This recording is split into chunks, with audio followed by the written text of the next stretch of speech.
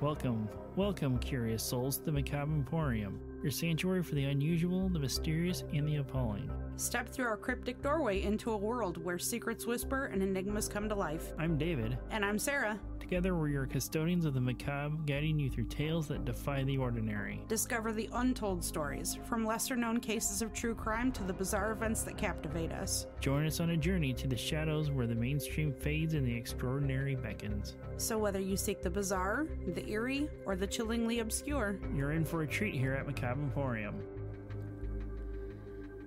Welcome back to Macabre Emporium. This is episode 78. Wow, look at you, getting it on cue without me having to point to you, but also, welcome. Welcome.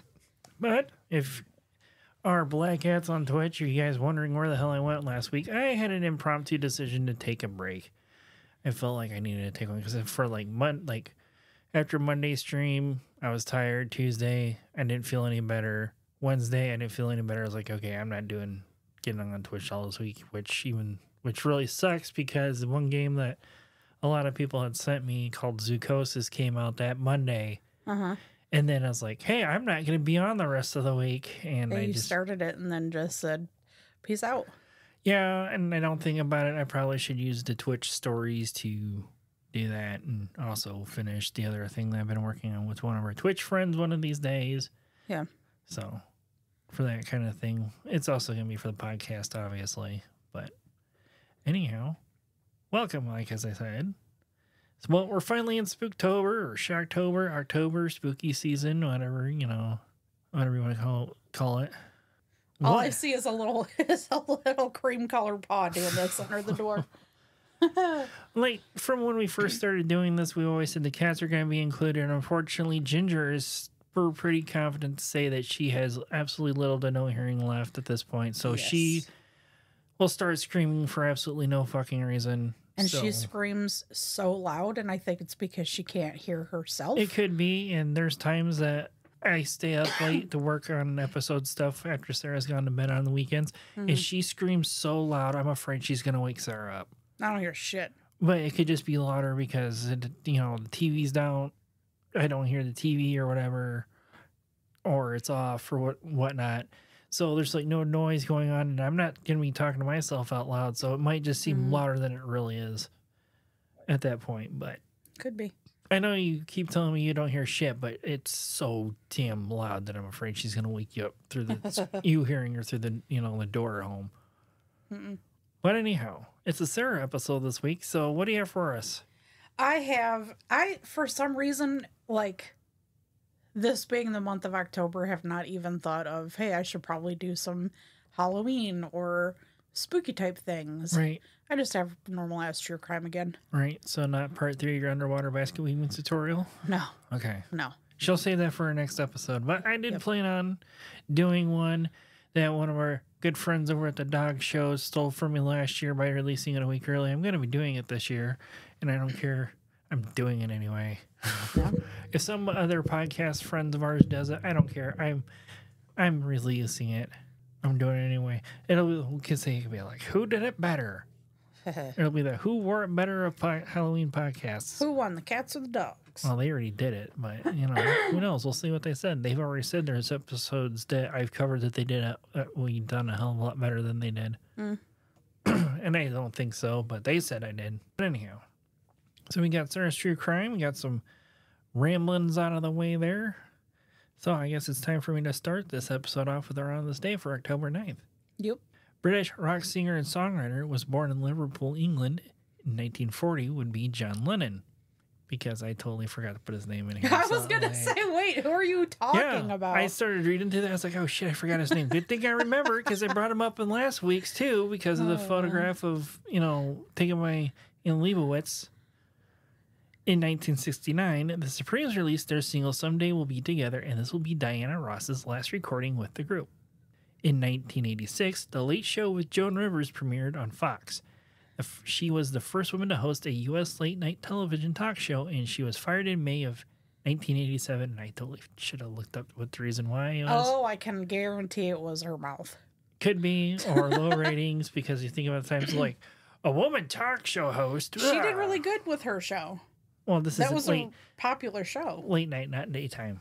Right. Okay. She, for some reason, I thought she had a daytime talk show too at some point. She did really well with her show, so I can almost guarantee it was her mouth that overloaded her ass. And the way she talks is probably just considered by normal day standards today. Yeah. In 1915, the 20th president, Woodrow Wilson, became the first U.S. president to attend a World Series game. Teams that played in the 1915 World Series were the Boston Red Sox and Philadelphia Phillies. Also in that same year, Detroit Tigers' Ty Cobb sealed his 96th base of the season in a 5-0 loss to the Cleveland Indians. In 1941, U.S. President Franklin D. Roosevelt approved an atomic program that would become the Manhattan Project. And Che Guevara was executed in Bolivia in 1967 when he was shot in the head, and he was a major figure in the Cuban Revolution during the 1950s. Also, fun fact about that, they had to cut off his hands to make sure that it was him, and they also kept his burial secret for a while. Why'd they have to cut his hands off? I don't know. That was just, I didn't look more into it. I just thought, that was weird. Couldn't be like, yep, that's the fucking guy.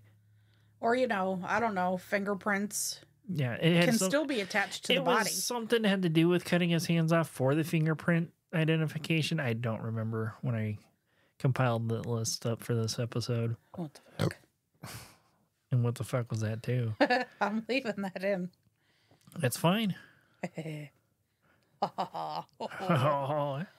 all right. There, we got around this day out of the way. You ready to get started then? Yay! All right, let's get going then. Yes, okay. In 1995, Adrianne Jessica Jones was 16 years old. She lived at home in Mansfield, Texas, which back then was like a pretty small town. It was like a population of 8,000. Yeah. That's not a lot. No. She lived with her parents, Bill and Linda, and her 2 younger brothers. Her parents were extremely protective of her because at this time, Mansfield was in a weird transition between basically going from cookie cutter houses and Pleasantville to crime starting to trickle in. Yeah. Oh, so we're finally getting out of Pleasantville, USA for, yes, 2 weeks in a row for me. Yes. They gave her a 9 p.m. curfew. I mean, they just wanted to keep her safe, but This was on weekends. 9 p.m. for the weekend. Right. That's a little early for me. What? And you said she was what, 16? Yeah. Okay. I mean, that's not terrible because that's what ours was at that age. On a weekend? Yeah. Really? Mm-hmm. Oh, okay. Her parents were extremely involved in making sure they knew where Adrianne was all the time. Not like the GPS kind, follow her location or whatever. That helicopter parenting? Kind of. Like if she said she was going to go to a fair, they wanted... Right. Receipt from food she bought, a receipt from the tickets that she purchased to ride rides. So some proof of purchase of being actually there. If she went to a movie, they wanted the movie stub. No trust in give her a little fucking leniency. They trusted her. They just were super afraid because again, they're transitioning out of Pleasantville and the crime and the riffraff is starting to come in. Right. They just want to make sure she's safe. Some people would have said that her dad was a little bit overly overprotective. He nailed all of her, her bedroom window closed in 4 different spots so that she couldn't sneak out. And she had only snuck out once or twice before. Apparently back when that happened, it wasn't an issue, but now it's an issue. She attended Mansfield High School where she was a junior. Her schoolmates and her teachers absolutely loved her. At the age of 16, she had many good qualities that made her townspeople's role model. The younger ones, obviously. She did well in school. She took a lot of accelerated classes, so she was extremely smart. She was a really good athlete. She loved sports. She played on the girls' soccer team. Unfortunately, an injury forced her to sit out. So she wound up joining cross country. I did say crunchy, didn't I? It's what it sounded like. Cross crunchy? Fuck it. She joined the cross country team to keep active, and she excelled there too, and basically became player numero uno. She was beautiful inside and out, according to her friends and to her family. And after graduation, she aspired to be a veterinarian, which is what I swore as a child I was going to grow up and be. Yeah, one of my nieces did the same thing too. But the more I grew up and realized what a veterinarian, like all of that entails, I couldn't do that. Like having to put animals down, I don't want to do that. No thanks. Outside of school, Jessica was a hard worker. While juggling school and her sports, she also worked 20 hours a week. She was extremely pretty, so she did get a lot of attention from boys, and she kind of thrived on that. I mean, what 16-year-old girl wouldn't? Right. Oh my God. I'm sure you did. Me attention. No, I didn't. It was a joke. I know. That's why I said no, I didn't. 16-year-old girl. That's why I said no, I didn't. Nice try. Damn it. One of these Trying days. to catch me off guard here. But yeah, like I said, she thrived on that. She made sure that if she went to work, she was looking pristine. If she went to school, full face of makeup. Her hair was always done nice. Her makeup done nice. Clothing was nice. She had some style, I suppose. Friends said that she was very flirty with the local boys. However, on paper, she was a perfect child. Did well, never got in trouble except for the once or twice that she, snuck out. But who the fuck doesn't do that? Even though she excelled in school, she was a fantastic player of any sport she joined. And she was in the workforce. It didn't stop her from being like, your typical teenager. Right. She rebelled against her parents and often tested them.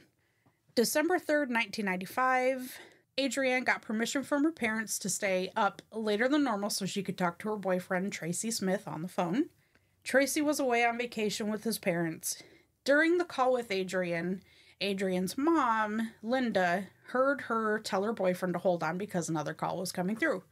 This is when house phones and call waiting were still a thing. Linda asked who it was, and Adrianne said it was David from the cross-country team. She said that he had sounded really upset. Adrianne's family went to bed and slept soundly. They woke up the next day. Everyone was up and getting ready for their days. Everyone except Adrianne, that is. Linda got a bit annoyed because Adrianne was sleeping through her alarm and it just kept blaring. Kind of how I get annoyed when you just lay there and you've got your phone alarm and the dresser alarm going off like crazy. Right. Linda went to check on her and her bed was still made, but she wasn't in it. Linda tried to stay calm, telling herself that Adrianne had gone out for a run, which I'm assuming she did in the morning sometimes. This was immediately shut down because she found her running shoes on the floor next to her bed. So she was not out running. Because she went running out in high heels instead. Then, in her brain, she jumped to Adrianne had found a new way to sneak out of the house again. But then shut that down too, because while Adrianne had snuck out before, she had never stayed out all night. She became weary and talked to her husband, Bill, and together they called the police and let them know that they thought their daughter was missing. When they called, they had no idea about the information police had gotten a little earlier in the same day, that morning. Around 7 a.m., a farm owner in Grand Prairie, Texas, walked up on something that stopped him in his tracks. So Grand Prairie is about 10 miles away from Mansfield and where Adrianne Jones and her family lived. So this man had gone out to grab his mail, and while he was walking to his mailbox, he realized that a piece of the gate around his yard had been knocked down. He got curious and walked over to that area on the farm, and he saw a lump on the ground that he mistook for roadkill. So he walked closer, and he saw that it actually wasn't roadkill. Instead, it was the body of a young girl. So he ran back to his house, called the police. When the cops arrived there, they took a look at the girl laying there in her pajamas. They immediately noticed that she had been shot twice, once in the cheek, once in the forehead. They noted the girl had fairly extensive injuries to her head other than the bullet wounds. They also noted that the girl had bruises and scrapes and scratches all over her arms, legs, and hands. They were able to match those up with the barbed wire gate that she ran through when she was trying to reach that farmer's house. They could also tell whoever this girl was put up a hell of a fight. They also realized that this wasn't just a random killing. Due to the execution style in which this girl was killed, the cops were thinking that it could have something to do with drugs or a local gang. But this girl was like, it'd be like my niece. Okay. her being involved in drugs and crime. Yeah, okay. Right. That's how this girl looked. So very not a thing. Cops sent out a bulletin to all police stations in every neighboring county.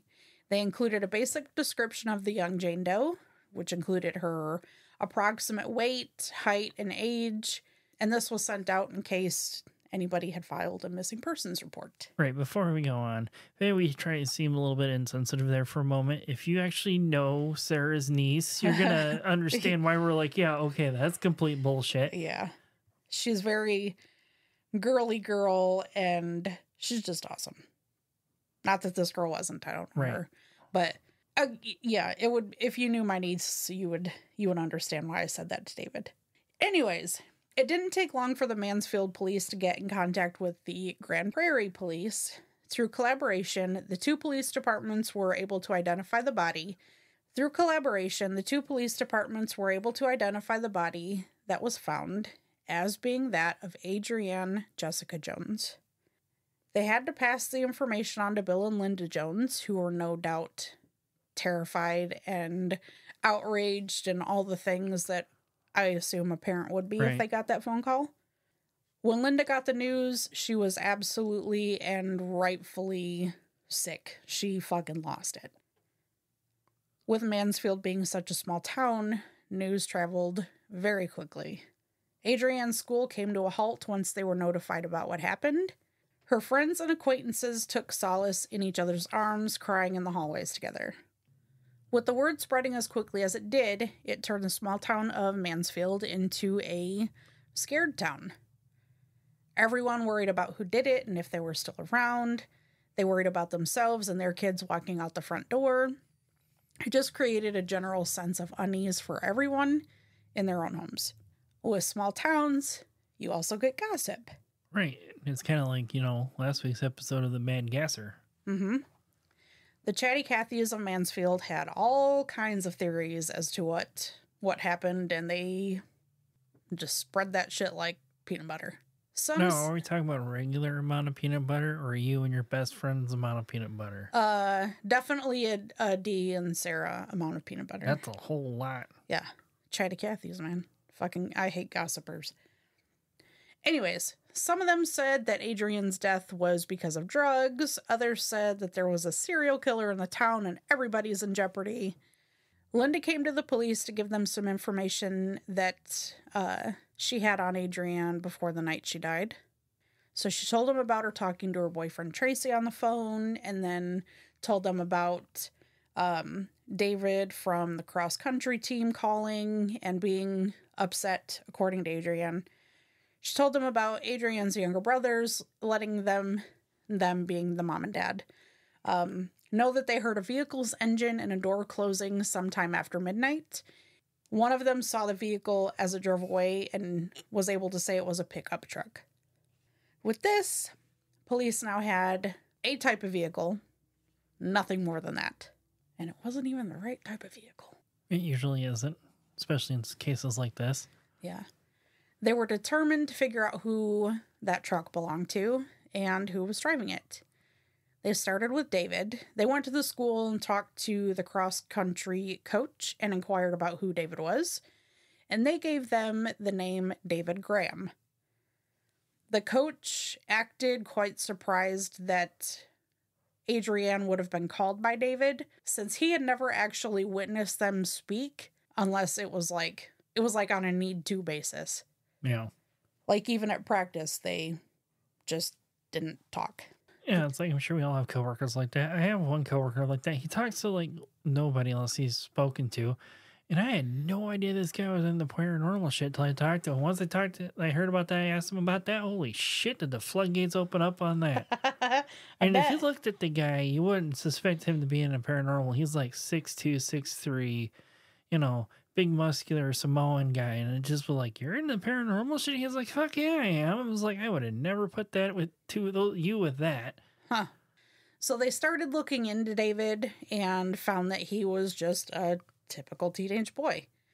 When he was 7, his dad had taken him to an air show, and that really sparked something in him. So he kind of set out to achieve his dream, which was to become somebody in the Air Force. He wanted to be an Air Force pilot. Okay. He was popular. He liked to party and just have a good time. He had a girlfriend named Diane Zamora. Diane was very much like Adrianne. She was very pretty, did well in school. She shared wanting to be involved in the military somehow, like her boyfriend David.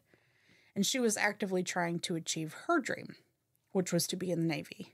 David was interviewed a couple times by the police. He admitted that he knew Adrianne, but only through the cross-country team, and insisted they had no relationship other than just being acquaintances. They asked him if he called Adrianne, and he said that he was home studying with his girlfriend Diane, and he never made a phone call to her.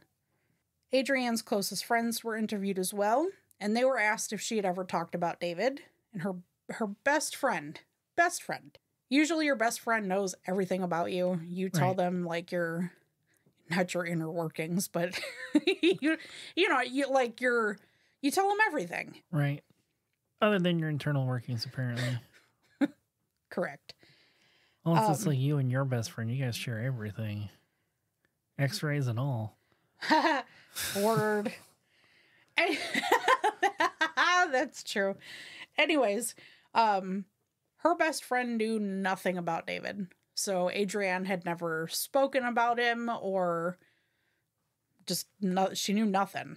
Police were given access to Adrianne's phone book, and they looked through her contacts and saw that David's name and number didn't exist in her phone book. This made the police suspect that David didn't actually have anything to do with Adrianne's murder. So he was able to continue on. They never asked for polygraph or anything like that. They kind of just crossed him off the list of potential suspects. Her boyfriend, Tracy Smith, was also looked into, but had a very solid alibi. So he was not a suspect at all. His alibi held up because he was in another state on a family vacation at this time. So he's got his entire family and pretty much anybody in that area of where they were staying that could be like, yeah, he was here. When Tracy came back from his vacation, he also willingly took a polygraph test and passed it with flying colors. When he was interviewed, Tracy gave them some information on who they could look into. He stated that the night that he had talked to Adrianne on the phone, that someone by the name of Brian had called in. So Adrianne had said it was a David that called in, but apparently she told Tracy, her boyfriend, that it was a Brian. This led police to now have to figure out who the fuck Brian was. It was Brian David. And they did. They found Brian McMillian. He was just a local kid. While investigating Brian, the cops did find something quite interesting. Apparently, he worked inside of a pharmacy that was near the restaurant that Adrianne had worked at, and they came to realize that Brian had grown quite fond of Adrianne. I already figured that word was going as soon as you said his name for some reason. Almost to the point of obsession. So he would show up at the restaurant often just to look at her. No conversation. He would just stare at her. Yeah. This freaked her out, and she made it known to her coworkers that she didn't like it. So they were on high alert. If they saw him coming in, they would let her know, and she would run off to the back and hide until he was gone. The police wound up interviewing Brian about Adrianne's murder. In the beginning, he completely denied even knowing who she was, but then later on confessed that he knew who she was, which why lie about it when you've got people that can corroborate the fact that you show up just to stare at her? Yeah. And it's like, also, there's a murder investigation going on about this thing. Girl, why are you going to fucking lie? Right. But then again, not saying he's the actual killer or whatever, but, you know, he's probably freaking the fuck out. Oh my God, what do the cops want to do with me or whatever? Right. So he was asked if he had spoken to Adrianne the night that she was murdered, and he said, couldn't remember. Yeah, okay. In Brian's interview, he stated the night she died that he had been home drinking because he was lonely and depressed. He was asked if he was at Adrianne's house the night she died. He said, I might have. Dude, you're looking like super fucking sus with everything you say at this point. Brian's dad absolutely refused to have his son take a polygraph test. Okay, so if you are the dad and you're like, for sure, no, he didn't fucking do something, wouldn't you voluntarily say yes or whatever? You would think so. So about a week later, Brian's house was stormed with numerous armed officers. Yeah, because if you would have done the polygraph test, that could have been avoided. But anyway. They had reason to believe that Brian may have a weapon, so they went in full force. He was arrested on the spot and hauled off to the police station. His friends came around and started supporting Brian, saying that he was a misunderstood guy, but he was super gentle and he'd never hurt anyone. Brian's dad gave the alibi that his son was home the entire night on the night that Adrianne was murdered and that he never left the house. During this time, he was waiting on legal proceedings to take place. He had missed Christmas with his family, New Year's with his family. While he was held, the district attorney made him take a polygraph test, and he passed. With this, they were back to square one. They had nothing connecting Brian to Adrianne or her murder other than his I might have when asked if he had been to her house that night. And he was immediately released from custody. Well, his might have probably could be that his freaking out thinking, oh, like I was, with his history of, I guess, lack of a better term right now, of stalking her, I guess you could say, is that he probably was stalking outside of her window, is my assumption. Possibly. And the look on Sarah's face is telling me I'm jumping ahead. I'm jumping the gun once again. So I'll just stop right there and let her continue. 9 months into the investigation, the trail seemed to have gone cold. That is, until something came from the Naval Academy in Annapolis, Maryland. Okay. See, Diane Zamora was a talker. She had told numerous of her fellow cadets her side of things that had happened back in her hometown of Mansfield, Texas. She told them that her and her boyfriend, David Graham, had killed a girl. Oh my God. She gave Adrianne's name and everything when she was being a chatty Cathy. Police officers from Mansfield went all the way to Annapolis to interview Diane. During the interview, hold on. So did one of these cadets tip off fucking police at this point? Is that what happened? They told the naval officers. Their commanding officer? Okay. Yeah. Like, as they fucking should. Because yes. his dumbass be like, hey, I'm going to brag about murder because I'm now, quote unquote, almost government employee, which I'm thinking they're still considered in service at that point, but still fucking stupid. During the interview, Diane denied having said anything at all. But there were multiple people that could basically verbatim say the exact same story to the police officers. Right, because they are trying to report things as they are seen and told or heard. Correct. Fucking idiot. So, the Naval Academy wound up suspending her until the investigation was complete. Police officers from Mansfield then went all the way to Colorado Springs, Colorado to pay David a visit at the Air Force Academy. When they told David what his girlfriend had been saying, he said he didn't know why she would say that because it wasn't true. The more these officers talked to David, the more his composure left. He was cracking, and then he finally fully cracked and asked for a piece of paper so he could write a statement. His statement wound up being a 4-page long confession. Where she's going to read the whole thing word for word here. No, I'm just kidding. No, but it detailed exactly what he and Diane had done to Adrianne. He stated that he had offered to drive her home from school one day, and they fucked in an empty elementary school parking lot. He said he felt really bad about it happening because he really loved his girlfriend, Diane. Really loved her. So murder was your only option? He knew what he did with Adrianne was going to cause Diane a lot of grief and heartache. And then there was another day that he was with Diane and they were studying for the SATs. He broke down and told her everything he had done with Adrianne. After his confession of betrayal, Diane was pissed. Fucking duh. Well, no shit. She yelled at him that she wished he was dead. She told him the only way to make it right is to do what she asked him to do. She told him they were going to kill Adrianne. Together, they plotted out how they were going to make it happen.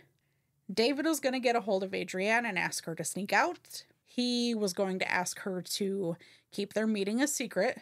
So he didn't want her to tell anybody. He was going to take her somewhere desolate and break her neck before dumping her body in the river. At 2:30 a.m., David picked up Adrianne in his car. Adrianne had no idea what was planned. She also had no idea that Diane was in the hatchback, laying down, just waiting for her moment. You okay? Yeah, I'm just annoyed by this. Oh, because sorry. it's just like, I know they're fucking kids, but holy shit, you're gonna go to this extreme for this? Yep. David pulled off on a road and turned off the car.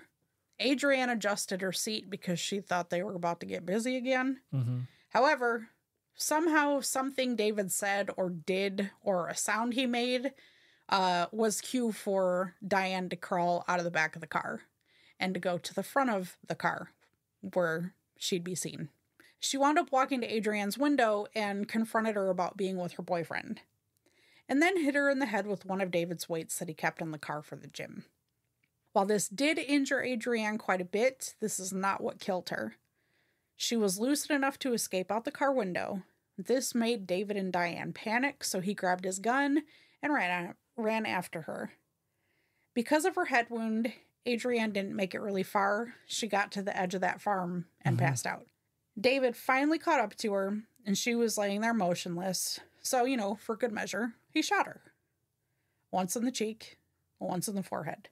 Knowing that she was definitely dead at this point, Diane and David met back up and started to leave, and I guess he turned on the car, and they didn't speak right off the bat. But when they did, the fuck do you think they said? I have no idea. I love you. Oh my god. Yep. Oh my god. Fucking teenagers. Yep. Once David finished his confession, the Mansfield police returned to Annapolis to interview Diane again. This time, Diane had a statement of her own. For a teenage audience, one, who was allowing you to fucking listen to this? Two, I understand that, it's on a free spots on the internet. And three, if you are considering doing something stupid like this, don't fucking do it. The heartache will go away. Right. Don't murder somebody over some stupid shit like that. No. But anyway. So both of them were arrested. Both of them charged with capital murder. Though later, both of them would take back their confessions, even though they had it in writing. Yeah, you can't take back something you written out, you fucking idiots. David would say that Diane did it all. She was the mastermind, which she was the mastermind, but she's not the one that shot the gun twice. Right. Diane would say that David did all of it, but it wasn't his idea, and he's not the one that mollywopped her in the face with a fucking weight. In 1998, Adrianne's mom, Linda, asked the courts to remove the possibility of death for both David and Diane. Mom's got a lot more guts and niceness to her than I would. Right. Their trial began in February of 1998. Numerous witnesses stated that Diane showed no remorse for helping with the murder of Adrianne. She was charged with capital murder on February 17th, which is an automatic sentence of life in prison with the eligibility of parole in 30 years. David Graham was also found guilty of capital murder and was sentenced to life in prison with the eligibility of parole in 40 years. They are both still incarcerated and will be eligible for parole when they are 60. So, another 20 years? Mm-hmm. Yeah. I think so. These two were given the nickname the Cadet Killers. Waste of space human beings. Yep. You guys threw away great careers you guys had because of some stupid shit like this. But like when you said like Adrian's mom had a lot more guts than you did, all I can envision is you and your sister fighting over flipping the switch, pushing the button or whatever in the death chamber, but like, let me fucking do it. That's all I can see is you two fighting over the button to do it. Yep. One, the other one is because because of how dark their personality is. Yeah. Is if it wasn't their own child, it's like, I want to do that and let me push it, let me do it. If it was their own child, Right. they'd be the first in line to flip the switch. I know, but I'm just saying just how the dark of their personality is in general. They'd just be like, I want to do it just so I can say I did it. But, if it was like either your nieces or nephew, was the victim here, that like she'll do it with a fucking smile on her face, making eye contact with the killer. Oh, yeah. No doubt about it. I'm sure you would be too. Oh, yeah. And then follow me crying almost because you guys got your justice that way. Yeah. But it's just over something so fucking stupid. Right. So stupid. And he wasn't even in the wrong. Or, sorry, Adrianne was not in the wrong. Right. There's no way to know if she knew about Diane. Yep. At all. Exactly. David knew about Diane. Right. David's the one that fucked up. Right. Don't be like that, David. Right. Be like this one. He's a good guy. Dark and spooky for somehow it gets possessed by a fucking roller rink DJ 3 days a week on Twitch with the playlist that, we give. Yeah. Some of that music you play is fucking awful, dude. Everybody else seems to like it. It's because everybody else has awful taste in music, apparently. Okay. Miss, I'm going to skip a song 3 seconds into it, not knowing if I'll like hearing this new band or not, unless I play it in its entirety. To be fair, when we're in your truck, that's all we get to hear is the shit you like. Because it's my truck. I don't really have that option in my car. You got your XM satellite radio in your car? Yeah. But anyhow, I mean, you get to in a couple days for 2.5 hours and 2.5 hours back. Looking forward to that. So yeah, like I was saying, if you're one of the teenage listeners, who's allowing you to listen to us? Yeah. Shame on them. Tell your mom it's bedtime and it's like, right. Yeah, we're the bad people and we scare you and stuff. And 2, if you are even considering doing some dumb shit like this, don't fucking do it because we don't want to talk about you. Yeah. And if you do this and do listen to us, we're gonna talk even worse about you than these people because we warned you not to do it. Oh yeah. But anyway, with enough rambling going on, I think it's time we get out of here for the day, Sarah. What do you think? I agree. So until next time, remember to creep it real. All right, bye. Bye. Join our Facebook group by searching Macabre Emporium. Like and subscribe on YouTube at Macabre Emporium Podcast. Follow us on TikTok at Macabre Emporium Pod. Follow us on Twitter at Macabre Emporium. If you have any stories of the paranormal, your local true crime, or weird history that you would like us to look into and possibly do an episode on, email us at macabreemporiumpod@gmail.com. And remember to follow, rate, review, and share whenever and wherever you can to help us grow our podcast.